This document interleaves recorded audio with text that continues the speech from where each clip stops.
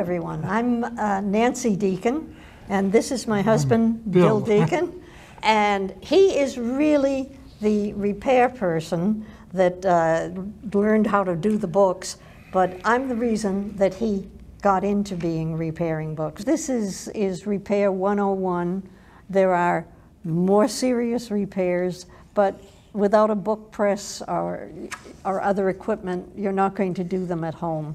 So, this gets you started on a lot of the things that can happen to your books, and we hope you'll enjoy having a go at fixing them yourself.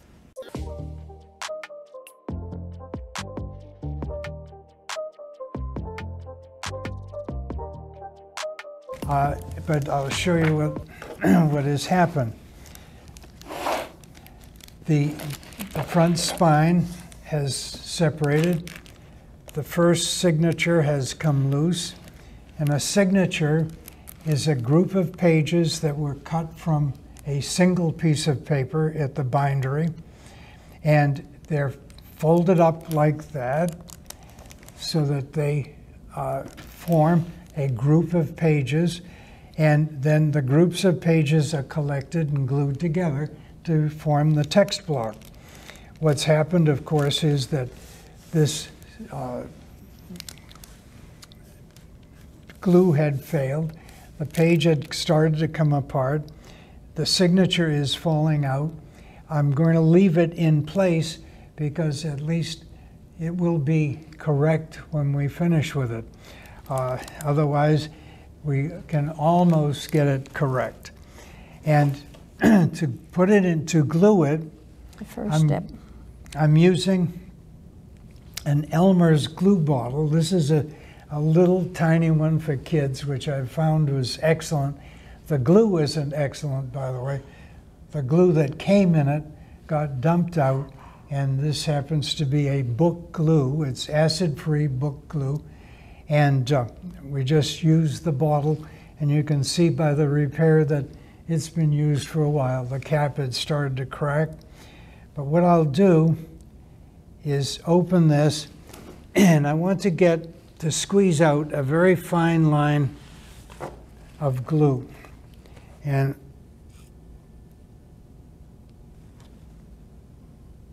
yeah, that will do.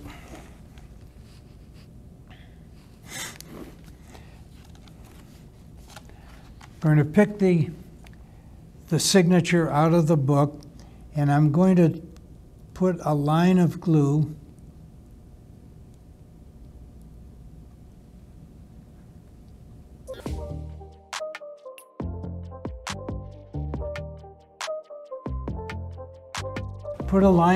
down on the remainder of the text block where this should be.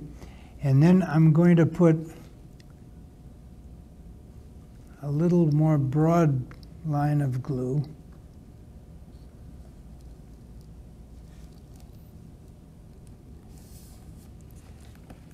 in behind the hinge, and then a line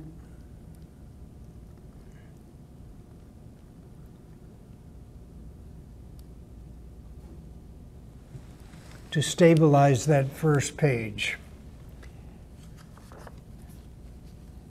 Close the book, line it up, make sure that and the repair is completed.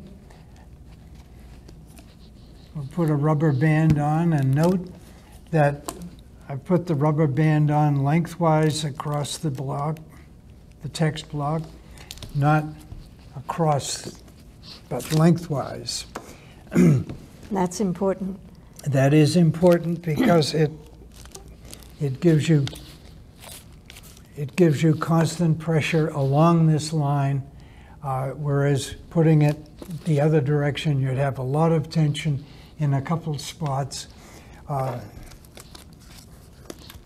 If a person is repairing that book for themselves at home, and they just want it to be held together, perhaps to pass on to their brother or sister to read, and it's not going to be read more than 3 or 4 times probably by anyone, Could they use regular Elmer's glue? Regular Elmer's, yes, yeah.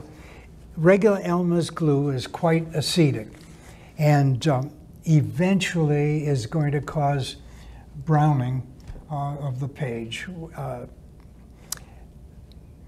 The acid-free glue will not do that.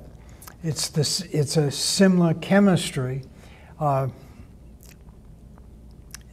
home use, Elmer's glue would be okay as long as you're not planning on turning the book, giving your grandchildren the book, or So, but if it's just a book keep it going. that you're keep it going, for it's fine. a couple more readings.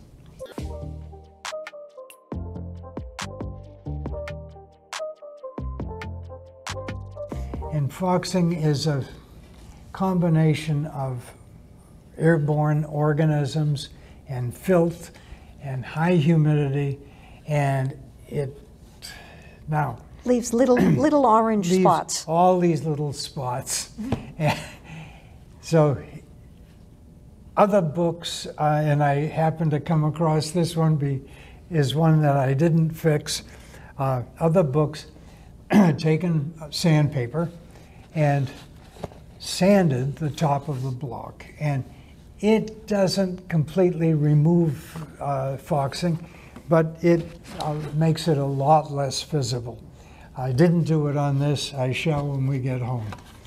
But my reason for bringing it today was that I wanted to show you the early stage of a book falling apart.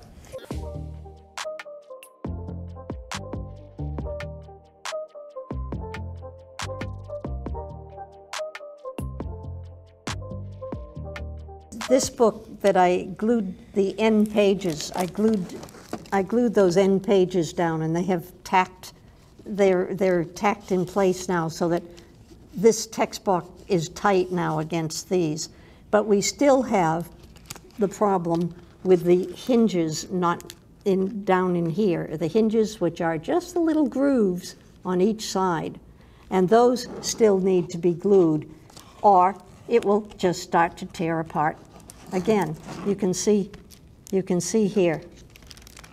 You can see those. No, don't do it too much. That's fine. You can see that is coming apart there.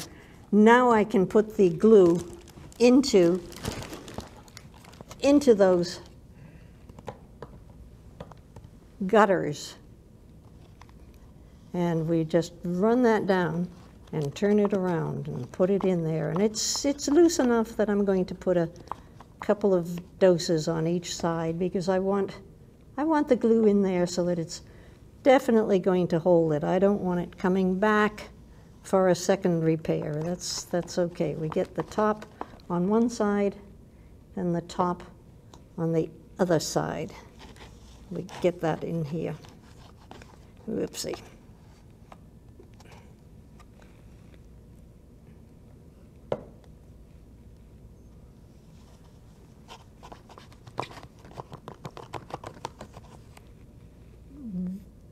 Then you have to make sure there's no glue that has come down the page.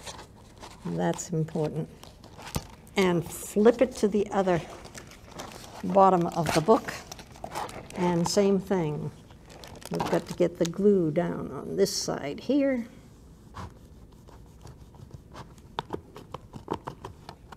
And some came in here. We get that. Okay. And we get that. And we do not get glue down in the flat part in here against the spine itself and against the back part of the book, but into that groove along that side. You want enough glue that it's going to hold it together. Put it down there, twist the needle, rub it back and forth, and we've got that. Take any glue that might have dripped down off, set the book down, and very important, when you're pressing down in here, don't press your fingernails so hard that you tear that paper. That can happen. You want to just, and you'd really, if you're repairing the book, you don't want to tear the paper. And it's wet. And it's wet, and it's And very, it tears easily. and it tears Fingernail easily. A fingernail through it. sticking out can go through it. And you just press that into place. It's all lined up nice and smoothly. We put the rubber bands on it. Set that down.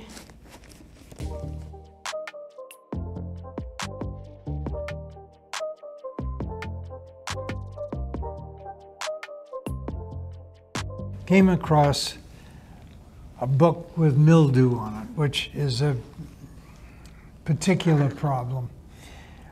Fortunately, this book has apparently just a little bit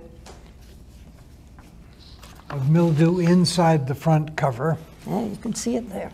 You can see it the right spots. there, And it has a little bit on top of the front cover, on the front side.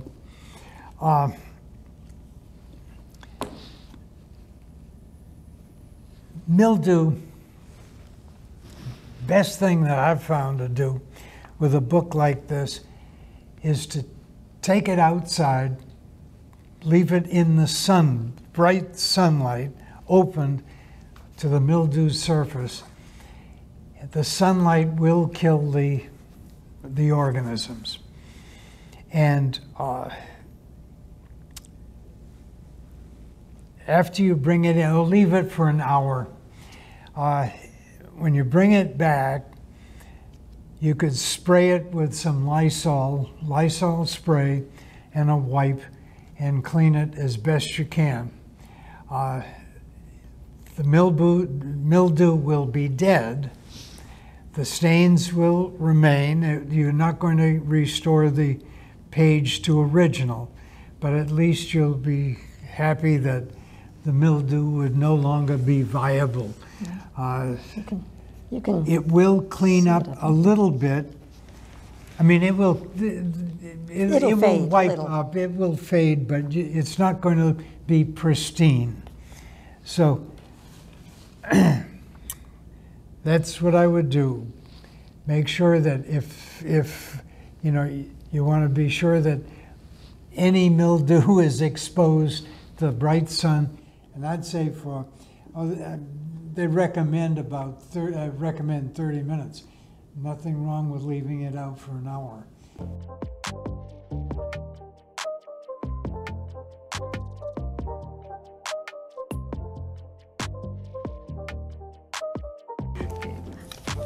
If you have a page that's water damaged, you can dampen the page, use a piece of wax paper, and I have a piece here, but well, this, regular wax paper. You could put, if it's a page, if it's a book, I wouldn't bother. But if it's one page, you put a piece of wax paper down and dampen the damaged page. damaged page.